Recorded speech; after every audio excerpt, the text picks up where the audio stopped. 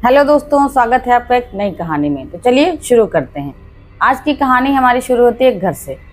घर है, काफ़ी बड़ा घर है। उसके साइड में पोर्शन थोड़ा सा ऐसे ही छूटा पड़ा, जैसे लगता है वो पुराना घर है और बाद में साइड में नया बना हुआ है। तो पुराना वाला घर ऐसे ही छूटा हुआ है थोड़ा सा पोर्शन, बाकी नया सब अच्छे से बना हुआ। तो उस घर में पूजा पाठ किया हुआ था। तो उस घर के सभी लोग जो है कहीं गए हुए थे बुलावे में, क्योंकि पूजा पाठ किया था। तो घर में ताला लगना होता नहीं है, ऐसा लोगों ने कह रखा था कि भाई ताला लगा के भी नहीं जाओ, क्योंकि अभी जल्दी तुमने पूजा पाठ करी हुई है तो किसी एक जने को घर पे छोड़ दो। तो उन्हीं ने क्या किया, वो बेटे को अपने, वो इंटर में पढ़ रहा था, परीक्षा उसकी हो चुकी थी, तो उसको रोक दिया। तो वो कहना ठीक है पापा आप चले जाओ, हम रह लेंगे अच्छे से, हम अपने दोस्त को या तो बुला लेंगे या तो मैं अकेले रह लेंगे, अभी कोई बात नहीं। तो सभी लोग चले जाते हैं, मम्मी पापा, जो उसकी बहन छोटी होती है चली जाती है। तो लड़के का नाम होता है रचित। रचित जो है घर पे है और वो शाम हो गई है। तो मम्मी ने उसकी खाना वगैरह जो बना था, पूजा पाठ हुआ था तो फिर रखा भी हुआ था, तो कहा मम्मी रहने दो, हम खा लेंगे, आप लोग जाओ।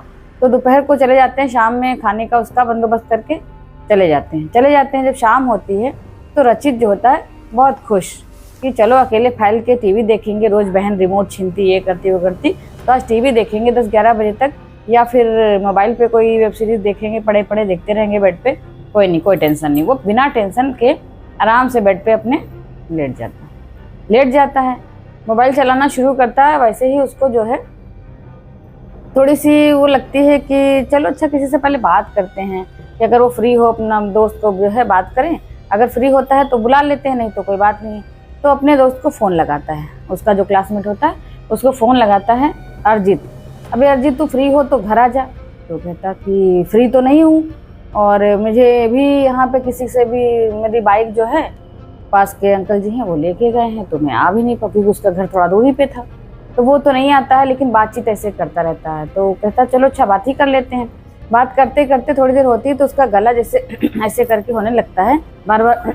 तो वो जो है कहता है रुको, अच्छा अभी थोड़ा सा पानी पी करके आते हैं। और वो किचन में चला जाता है पानी लेने के लिए। जब पानी लेने के लिए चला जाता है, फ़ोन अपना वो ऐसे रख देता वहीं पे, उस पर जो है उसका फ़ोन चल रहा होता है, स्पीकर पे फ़ोन होता है, पानी लेने उधर गया हुआ। इधर जो है, जो उसका दोस्त है अरिजीत, वो फ़ोन पे ही है, उसको कुछ आवाज़ें सुनाई पड़ती हैं। तो उधर वो ऐसे करके पानी पीते हुए चला आ रहा है किचन से, किचन थोड़ी दूरी पर, वो भी उसको पता चल रहा है, लेकिन उसको लग रहा है कि फ़ोन पे कोई और भी बात कर रहा है। जब वो कोई और बात कर रहा है तो कहता अबे रचित, कौन, तेरे मम्मी पापा क्या आ गए? हेलो हेलो, कौन, क्या मम्मी पापा अंकल आंटी क्या आप लोग आ गए? अभी तो आप गए थे दोपहर को, इतनी जल्दी आ गए। लेकिन कोई जवाब नहीं देता। जब कोई जवाब नहीं देता, अब वो बार बार हेलो कौन करता रहता। तब तक वो खखाड़ते हुए फिर वापस आ जाता है। रचित आ जाता है, फ़ोन उठाता है ऐसे और फिर कान में लगाता है, फ़ोन लगाता है, हाँ भाई अरिजीत, पानी पी आया मैं। तो कहता कि यार तुम्हारे घर में कोई है क्या? तो नहीं नहीं, मेरे घर में तो कोई भी नहीं है, मम्मी पापा सब चले गए, और वो छुटकी भी चली गई, वो परेशान करती थी। तो कि नहीं, मुझे तो आवाज़ लगी, मुझे लगा अंकल जी हैं, कोई ऐसे बात कर रहा है। दादा क्या बात कर रहे हो, कोई भी तो नहीं घर पे है? तो नहीं नहीं, मुझे लगा कि कोई है, मेरे से तो अभी बात ही हो रही थी, मुझे लगा कि मैं उन्हीं से बात कर रहा हूँ, तभी मैं बता रहा हूँ तुम्हें। तो कहता नहीं यार कोई नहीं है, हम पानी पीने गए, इतनी देर में कौन तुमसे बात करे? कि नहीं नहीं, मुझे सुनाई पड़ी, वो बिल्कुल मान नहीं रहा था। ऐसे करते करते तो 1-आध मिनट बीत गया। जब कि चलो कोई नहीं, अभी ऐसा करो, देर हो गई है, तुम्हें कुछ ऐसा हौच पौच लग रहा है, नींद आ रही होगी। तो नहीं नहीं, मुझे नहीं नींद आ रही, तुझे नींद आ रही तो सो जा। तो फिर चलो अच्छा ऐसा करते हैं, कुछ मूवी वगैरह देख लेते हैं, या कोई और जो तुम्हें पसंद हो देखो और सो जाओ। तो चलो भाई अच्छा है, सलाह अच्छी है तुम्हारी, सो जाते हैं। वो अपना चादर ओढ़ करके और ऐसे लेट रहता है, मोबाइल ऐसे टिका लेता है अपने सीने पे और देख रहा है। देखते देखते सोने लगता है। जब सोने लगता है, इधर वो भी सोने लगता है, उसका दोस्त भी, दोनों ही सो जाते हैं। थोड़ा देर बाद जब ऐसा लगता है कि थोड़ा सा सन्नाटा सा हुआ एकदम, तो उसके कान के आसपास जो है लगता है कोई बोल रहा है एकदम से। तो वो इधर को ऐसे कर लेता, फिर लगता है इस कान के पास जो कुछ करके बोल रहा है, फिर वो एकदम से डर जाता है। 1 बार हो, 2 बार हो, 3 बार से 10 बार उसके साथ हो रहा, बार बार हो रहा। तो अचानक से वो उठ के बैठ जाता है। तो अब वो करे तो क्या करे, इधर भी उसको लग रहा है कुछ। तो वो कहता है कि उसको जो है दोस्त को फिर से फ़ोन करता कि अबे यहाँ पे सच में कोई है। तो कहता देखा, मैं कह रहा था कि कोई है और तू मेरी बात मान नहीं रहा था, कि नहीं मुझे लग रहा है कि कोई है। तो कहता तू ऐसा कर, अपने घर के सब इधर उधर सब देख डाल कि क्या है क्या नहीं। तो भाई वो उठता है, लाइट और जलाता, सब सब तरह की लाइट फाइट जला करके इधर देखता कोना, उधर देखता इधर, सारी जगह वो सब खोज डालता। कहता कुछ भी नहीं है, फ़ोन पे लगा पड़ा है कि कुछ भी नहीं है। तो फिर वो जा करके जब उसको कुछ नहीं मिलता, कहता बंद कमरा कोई हो यार, खोल डालो देख लो शायद कुछ हो। तो कहता नहीं मुझे नहीं, इस कमरे में से कुछ खुशबू आ रही है तो देख रहे हैं।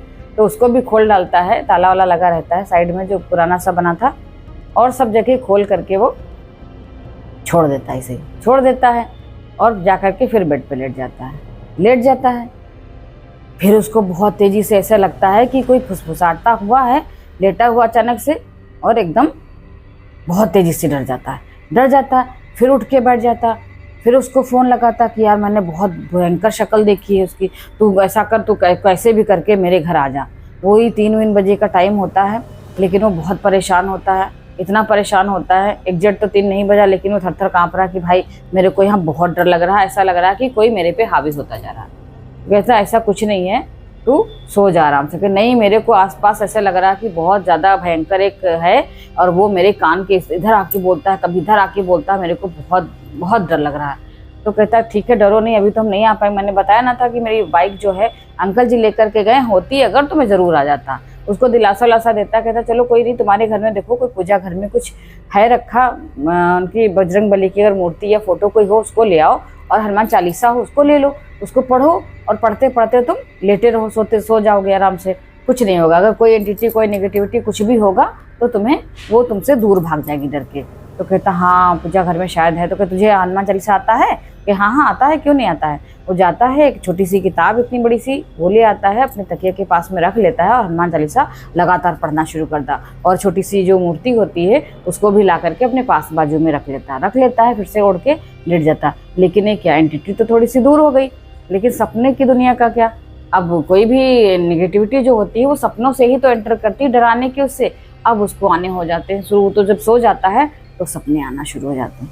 ऐसे भयंकर सपने आ रहे हैं कि उसको लग रहा है कि कोई मेरे आसपास ऐसे करके इतना लंबा चौड़ा सा कोई बंदा है, और वो आ करके उसके ना ही उसके इतने लंबे लंबे से बाल हैं करली करली से, और उसके आंखों में सिर्फ गड्ढे दिखाई पड़ रहे हैं, और ये गजब का चेहरा बना हुआ एकदम भयंकर, और दांत भी उसके पता नहीं चल रहे हैं, एकदम मुंह से सब टपक रहा है ऐसे करके आ रहा है वो हाथ यूँ करके। और नाक तो उसकी है ही नहीं, नाक के सिर्फ गड्ढे हैं। उसको ऐसा एहसास हो रहा है, और आते ही वो उसको एकदम से आसपास से होते हुए चारों तरफ से घूमते हुए उसके ऐसे इतनी तेजी से धप से मारता है उसके ऊपर चेहरे पे, बहुत तेज से कि वो खड़बड़ा के एकदम नीचे, बहुत तेजी से नीचे गिरता। जब यहाँ पे उसके चोट लग जाती है, नीचे गिरता, उसके बाद क्या, उसके बाद वो एकदम से देखता क्या, सुबह के 6:30 बजे, जो वो रात का समय था 3 बजे का, वही बहुत उस पर हावी हो गया। उसी समय उसको सपनों में इतना ज़्यादा खो गया, वो इतने भयानक सपने में कितना डर के थर-थर कांपने लगा, और उस पर उसी एंटिटी ने हमला कर दिया। उसको लगा कि उस पे नाक पे कुछ चढ़ के बैठ गया, एकदम से वो नीचे गिरता है, और गिरता है तब देखता क्या, सुबह के 6:30 बजे हैं। थर-थर काँप रहा है, फ़ोन उठाता है, अपने पापा को सीधे फ़ोन लगाता कि पापा घर वापस आइए, जैसे भी हम आपको कुछ नहीं बताएंगे, बस आप जैसे भी घर वापस आए सारी बात आपको बताइए, मैं बहुत डरा हुआ हूँ। तो पापा उसके कहते हैं ठीक है तुम परेशान मत हो, हम अभी आते हैं। और आते ही शाम को वो आ पाते हैं, कहते ठीक है मुझे इतना टाइम लगेगा, इतनी दूर हूँ, आते आते थोड़ा टाइम लगेगा। और कैसे न कैसे वो दिन भर वेट करता है 4-5 घंटे का। और जब वो आते हैं जैसे ही वो घर से मेन गेट से एंटर करते हैं अंदर, देखते क्या है, साइड का जो पुराना कमरा था वो खुला पड़ा। बस वहीं से वो बरसना शुरू कर देते हैं, तुझे मैंने मना किया था इस कमरे को मत खोलना, तूने क्यों खोला है, सारी चीज़ें इसी से हैं, तूने मेरी बात नहीं मानी, मैंने इतनी सी बात बताई थी तुझे, तूने कितना डांटते हैं उसको, इतना डांटते हैं। तो कहता पापा तुमने मेरा हालचाल तो कुछ पूछा नहीं, मेरे पे क्या बीती, आपको कमरे की पड़ी है, क्या मुझे पता है तेरे साथ क्या हो, तूने ये कमरा क्यों खोला, जब मैंने तुझसे मना किया था तो ये कमरा तूने खोला क्यों। अब वो बहुत तेजी से गुस्सा है, लेकिन वो उसका डर जो है अभी भी कम नहीं हुआ है, और पापा उस पर बरसते जा रहे हैं। फिर बहुत कुछ करके बोलते पापा आखिर इस कमरे में है क्या जो तुम इतना परेशान हो। कहते बाजू वाला कमरा मैंने मना किया था, ये कमरा मत खोलना, लेकिन तुमने जो है उसी कमरे को खोल करके सारी आफत बुला ली। बताते हैं ये कमरा तुम्हें पता है क्यों बंद है। ये पापा मैं रात में मैं डर गया था, तो हमने अरजीत से बात करी, उसने कहा कि जो भी बंद चीज़ें हैं उसको फिर खोल कर देखो कि क्यों तुम्हें डर लग रहा है। तो मुझे उसमें से खुशबू ऐसी आ रही थी, तो मैंने सोचा ये ताला भी खोल के, ताला चाबी तो मिली नहीं मुझे, मैंने नीचे से उठाया पत्थर, तो उसको पे मारा, 2-3 बार टूट गया। तुमने पत्थर से ताला तोड़ना उचित समझा, हमसे पूछ नहीं सके थे। तुम रात में पापा कैसे फ़ोन करते आपको, आपको लगता कि हम परेशान कर रहे हैं। तो हमने खोल दिया, उसमें हमको कुछ चीज़ दिखी खुशबूदार, वो हमें उठा लिया है, बाहर रख दिया। फिर अब बस जब तुमने उसका ताला खोला और उसी के साथ उसकी जो बुरी आत्मा थी वहाँ से वो निकल के साथ में आ गई, बाहर आ गई। और तुम्हें उसने जो भी कुछ किया, अब बताओ क्या किया तुम्हारे साथ। उसने A to Z जितना कुछ उसके साथ बीता था उसने सब बता दिया।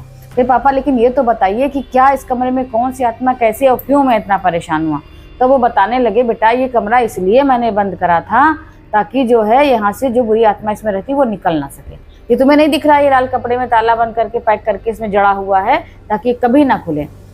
ये हमारा पुराना मकान है, इसको मैंने रेंट पे दिया था, कई 1 साल पहले रेंट पे दिया था। इसमें जो किराएदार रहता था लड़का, वो अपनी कुछ उसकी मनोदशा खराब थी या क्या था, वो डिप्रेशन में आकर के उसने जो है इसमें सुसाइड कर लिया था। सुसाइड कर लिया, उसके बाद वो तो यहीं टिक गया, हम लोगों को परेशान करने लगा। वो एक ऐसी एंटिटी के रूप में रहने लगा कि वो हर रोज हम लोगों को परेशान करता। तो मैंने जो है तांत्रिक बाबा से करके इसको विमंत्रित करा करके सारा उसका वो करा करके पूजा पाठ, और इस कमरे को ही लॉक कर दिया था। बताया था तांत्रिक बाबा ने कि अगर इसको खोल दोगे तो ये निकल के फिर से परेशान करेगी। वो तो परेशान था ही था, साथ में परेशान हम लोगों को करता था, तो इसलिए मैंने ये किया था। और तुमने अनजाने में इस कमरे को खोल करके आफत बुला ली। अब फिर से मुझे इतना सब करना पड़ेगा। खैर लेकिन अब बताओ तुम्हारे साथ जो हुआ तो तुम इसे ठीक कैसे, मतलब बचे कैसे? ये जब तुम्हारे पे हावी हो तो तुम बचे कैसे? तो देखा कि मूर्ति बेड पे रखी हुई है, उठाया कि अरे ये बजरंगबली बाबा आपके उससे जो है हमारा बच्चा बच गया, बस ये बहुत अच्छी बात हुई। कम से कम तुमने इतना तो दिमाग लगा लिया। तो कहने मैंने अर्जित को फ़ोन करा था, उसने कहा ये करो तो हम ले आए। तो तुमने हनुमान चालीसा पढ़ी? कहा कि हाँ, वेरी गुड, तुमको पढ़नी भी आ गई। चलो कम से कम इसी बहाने कुछ अच्छा काम तो किया तुमने, अभी तो कुछ करते नहीं हो, इतना तो ध्यान लगाया कम से कम। फिर देखा कि वहीं पे हनुमान चालीसा भी रखी है बेड पे, ये सब वो सब देखा जब सब चीज़ें, तो कह रहे धन्य भाग जो कम से कम तुम बचे बजरंगबली की कृपा से, नहीं तो जाने क्या अनर्थ हो जाता। फिर उन्होंने आनंद फानंद में बुलाया भाई उनको, तांत्रिक बाबा को फ़ोन किया, लेने भी गए और लेकर के आए। फिर से उन्होंने उस कमरे को किया, इतना जो बवाल किया था उस आत्मा ने काटा था, तो फिर उसको बंद कराया, सब किया। और मम्मी पापा सब इकट्ठे होते ही फिर उन्होंने फिर से पूजा पाठ करी घर की दोबारा से, और घर को किया पवित्र। तब जाके वो आत्मा शांत हुई, कमरे को किया बंद, और उसके बाद में सभी लोगों ने फिर गुणगान किया बजरंगबली बाबा का, तब जाके सही सब हुए। तो ये थी आज की कहानी दोस्तों, मिलते हैं कल एक नई कहानी के साथ।